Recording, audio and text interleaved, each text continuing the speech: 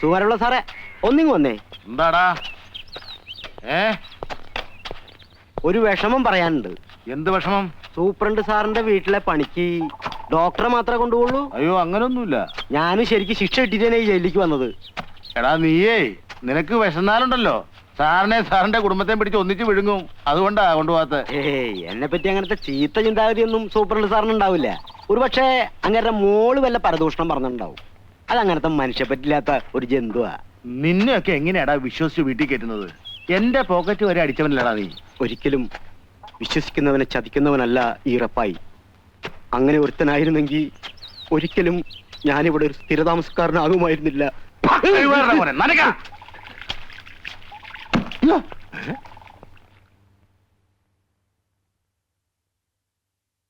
ചായ.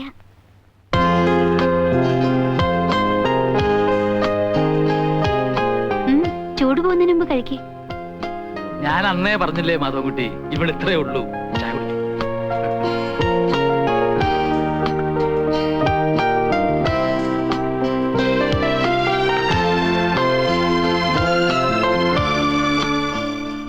ഡോക്ടർ ഒന്നും ഓർത്ത് വിഷമിക്കരുത്. ദയാഹർജി. എനിക്കതിലൊന്നും ഒരു വിശ്വാസമില്ല. ആരുടെയൊക്കെയോ കാരുണ്യം കൊണ്ട് അപൂർവം ചിലർക്ക് കിട്ടുന്ന ഭാഗ്യം എനിക്കത് കിട്ടുമെന്ന് തോന്നുന്നില്ല. എന്റെ മനസ്സ് പറയുന്നു ഡോക്ടറുടെ ദയാഹർജി സാങ്ഷൻ ആകുമെന്ന്. നിയമത്തിന്റെ കാരുണ്യം ഡോക്ടറെ തേടിയെത്തും. അതിരിക്കട്ടെ, ഡോക്ടറുടെ വീട്ടില് ആരൊക്കെയുണ്ട്? അമ്മ. മകൻ അരുതായ്മകളൊന്നും സംഭവിക്കില്ല എന്ന് മനസ്സുരുകി പ്രാർത്ഥിക്കുന്നൊരമ്മ. പിന്നെ ഇളയ 2 സഹോദരിമാർ, സുനിത, സുധ. സംതൃപ്തിയുടെ ദിനങ്ങളായിരുന്നു ഞങ്ങളുടേത്. ഞങ്ങളോടൊപ്പം സന്തോഷം പങ്കിട്ടുകൊണ്ട് അവിവാഹിതനായ അമ്മാവനും കൂടെയുണ്ട്. ഒരു പ്രൈവറ്റ് കമ്പനിയിൽ ജോലി ചെയ്തിരുന്ന സുനിത, സെക്കൻഡ് ഇയർ PDCക്ക് പഠിക്കുന്ന സുധ. കൊച്ചു കൊച്ചു വഴക്കുകളും ഒത്തിരി തമാശകളും നിറഞ്ഞതായിരുന്നു ഞങ്ങളുടെ ദിനങ്ങൾ. ഓഹോ, കൊച്ചമ്മമാരൊന്നും റെഡിയായില്ലേ ഇതുവരെ? എടി സുനിതേ. വരുന്നു കേട്ടോ. ഓ, എത്ര നേരമായിടി ഒരുങ്ങാൻ തുടങ്ങിയിട്ട്. ഓരോരുത്തരുടെ സൗകര്യത്തിന് തുറക്കാനും പൂട്ടാനുള്ള അല്ല എന്റെ ഡിസ്പെൻസറി. ഓ, ഈ ആയുർവേദ ഡോക്ടർക്ക് MBBS ഡോക്ടറെക്കാളും വലിയ ഗമയാണല്ലോ അമ്മേ. MBBS അഡ്മിഷൻ കിട്ടാതിരുന്ന എന്റെ കുഴപ്പം കൊണ്ടാണോടി. ആയുർവേദം അത്ര മോശമൊന്നുമല്ല. മോശമാണെന്നൊന്നും ഞാൻ പറഞ്ഞില്ലല്ലോ. ഇത് കുടിക്കേ. മറ്റവളോടെ പോയി. എടി സുധേ. ഞാൻ റെഡി. അയ്യേ, എന്തും നാടിയത്. കഥകളിക്ക് ചുട്ടി കുത്തിയ പോലെ ഉണ്ടല്ലോ. തൂത്തള. ഇന്നെന്താ ഡിസ്പെൻസറി തുറക്കാൻ ഇന്ന് ഇത്ര തിടുക്കം? അറിയില്ലേ, ഇന്ന് ഗ്രൗണ്ടിൽ എന്താ നീ ഇപ്പൊ കളിക്കാൻ പോവാറുണ്ടോ? അല്ലമ്മേ, ടീം ക്യാപ്റ്റൻ ഗ്രൗണ്ടിൽ ഒന്ന് വീണു.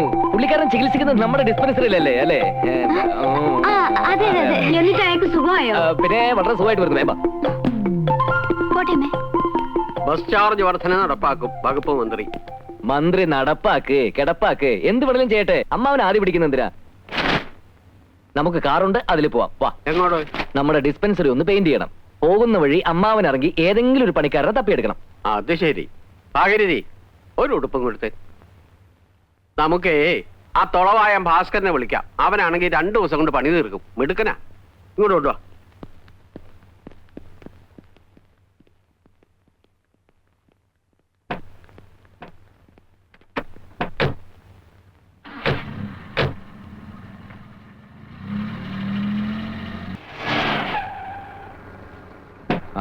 ഇറങ്ങ. ബൈ. Okay, bye bye.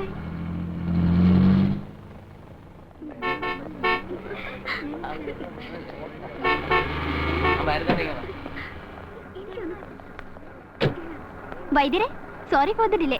ഓടി വായി നോക്കിയാൽ കാത്തു നിൽക്കുന്നുണ്ടാവും. ചെല്ല്. വായി നോക്കിയാണല്ലോ ചേട്ടൻ ഒരെണ്ണത്തിനെ വലയിലാക്കിയത്. വേഗം ചെല്ല്, കാത്തു നിൽക്കുന്നുണ്ടാവും. അതിനു വേണ്ടിട്ടാണല്ലോ തൊളവായം ഭാസ്കരനെ വിളിക്കാനെന്നും പറഞ്ഞ് അമ്മാവനെ വഴിയിലിറക്കി വിട്ടത്. നീ ആള് കൊള്ളാമല്ലോടി. നിനക്കിതെങ്ങനെ മനസ്സിലായി? ഞാൻ ചേട്ടന്റെ അനിയത്തിയല്ലേ, എങ്ങനെ മനസ്സിലാകാതിരിക്കും?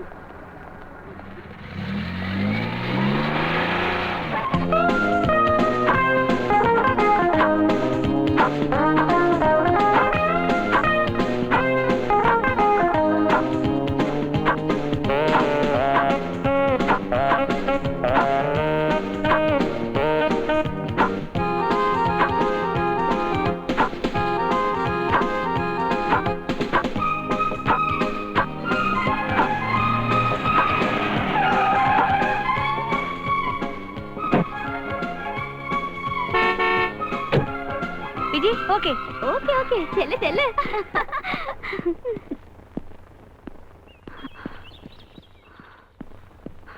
ടയർഡായി മാധവേട്ടാ, ടു ടയർഡ്. ആഹാ, ഇന്റർനാഷണൽ താരത്തിന്റെ ക്ഷീണം മാറ്റാൻ ഞാൻ പോയി ഇത്തിരി ഗ്ലൂക്കോസ് ലേക്കണമെന്നല്ലോ. ആയിക്കോട്ടെ, താങ്ക്സ്. ഒറ്റ അലക്ക് വെച്ചെന്നുണ്ടല്ലോ. ഞാൻ കൊള്ളും. കൊള്ളണം, അതിനു വേണ്ടിയിട്ടാണല്ലോ കല്യാണം കഴിക്കുന്നത്. ഓഹോ, അപ്പൊ തല്ലാനാണോ കല്യാണം കഴിക്കുന്നത്? സംശയം എന്താ കുട്ടി? ഇമ്മിണി പുളിക്കും. ചോദിക്കാനും പറയാനും ശോഭാമേനോന് ആളുണ്ടെന്ന കാര്യം മറക്കണ്ട. സംസാരിച്ചെന്ന് സമയങ്ങളെന്താ, വാ വണ്ടി കയറ്.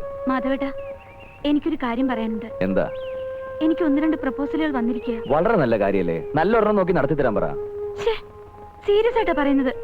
എടി പെണ്ണേ, ഞാൻ എസ് മൂളാതെ നിന്റെ കഴുത്തിൽ ആരെങ്കിലും താലി കെട്ടും നിനക്ക് തോന്നുന്നുണ്ടോ? രവീന്ദ്രന്റെയും സുനിതയുടെയും കല്യാണം നടക്കുന്ന അതേ പന്തലിൽ വെച്ച് നിന്റെ കഴുത്തിൽ ഞാൻ താലി കെട്ടും. പ്ലാനൊക്കെ മനസ്സിൽ വെച്ചോണ്ടിരുന്നാ പോരാ, എന്റെ അച്ഛനോട് ചെന്ന് വിവരം പറയണം. അതൊക്കെ പറയാന്ന്, പക്ഷേ ഒരു പ്രശ്നമുണ്ട്. ഒരു മർക്കടൻ മാർഗതടസ്സം നിൽക്കുന്നുണ്ടോ എന്നൊരു സംശയം. മർക്കടനോ? അതാര്? നമ്മുടെ അമ്മാവൻ തന്നെ 2 അടി പൊക്കത്തിൽ വാമനെ പോലെ തനി ഒരു ഈച്ച മേനോൻ. കണ്ടാ തന്നെ അറിയാം, തലയിലോട്ട് മുടിയില്ല, കല്യാണവും കഴിച്ചിട്ടില്ല, മറ്റുള്ളവരെന്തെങ്കിലും ചെയ്യാന്ന് വെച്ചാൽ അതൊട്ട് സമ്മതിക്കൂല. മർക്കടൻ, തനി ഈച്ച മേനോൻ. മരുമകന്റെ വേളിപ്പെണ്ണിന് നാക്കിനെത്ര നീളം വേണം, മൂക്കിനെത്ര വണ്ണം വേണം എന്ന് തുടങ്ങി 100 കൂട്ടം ഡിമാൻഡ്. ഇതിനൊക്കെ പുറമെ 5 lakhs സ്ത്രീധനം. എത്ര എത്ര? 5 lakhs. ഒരു ഡൂക്കിലെ ആയുർവേദ വൈദ്യർക്ക് 5 ലക്ഷം രൂപ സ്ത്രീധനമോ? ഒത്തിരി കിട്ടും. ഇങ്ങനത്തെ ഒരു പെണ്ണിനെ കിട്ടണമെങ്കിൽ രൂപ ഇങ്ങോട്ട് തരണം. രൂപ അങ്ങോട്ടും വേണ്ട ഇങ്ങോട്ടും വേണ്ട, നീ വണ്ടി കയറ്. അത് പോട്ടെ, ആ മർക്കടൻ അമ്മാവനിപ്പോ എവിടെയുണ്ട്? അയാളെ വീട്ടിലെങ്ങാനും കാണുന്നത്, വേറെ ആര് കേട്ടാൻ? ആരാടാ നിന്റെ മർക്കടൻ? നിനക്ക് മാർഗദർശനം ഉണ്ടാക്കുന്ന ഈ ചെമ്മേനോ ഞാനാണോ? പറയടാ. അല്ല അമ്മാവ, അതെ ഞാൻ വേറെ അമ്മാവൻ, ഇന്ദുലേഖയുടെ ചന്തു മേനോൻ. ഇന്ദുലേഖയുടെ ചാട്ടിയിടാ പോടാ. വെറുതെ അല്ല പൊക്കം വയ്ക്കാത്തത്. എന്താ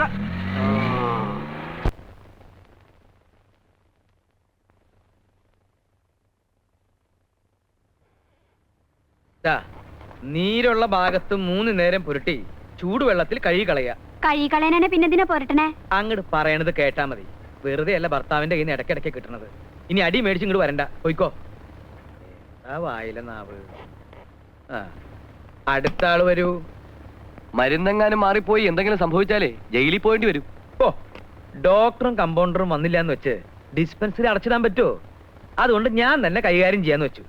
പിന്നെ ആയുർവേദ മരുന്നൊന്നും മാറിപ്പോയെന്ന് വെച്ച് ആരും ചത്തൊന്നും പോവില്ല. ഡോക്ടർ വന്നില്ലേ? വരാറായിട്ടുണ്ട്. അല്ല, ഞാൻ ഓർക്ക, എന്തൊരു ചങ്കൂറ്റ നിനക്ക്. ആ സുനിത കുഞ്ഞിനെ കേറി പ്രേമിച്ചിട്ട് മാധവൻകുട്ടിയുടെ മുമ്പിൽ വരാൻ ഒരു ചമ്മലും ഇല്ലേ? ദേ, പിന്നെ എല്ലാം പറഞ്ഞൊപ്പിച്ചത് ഞാനാ, അത് ഓർമ്മ വേണം.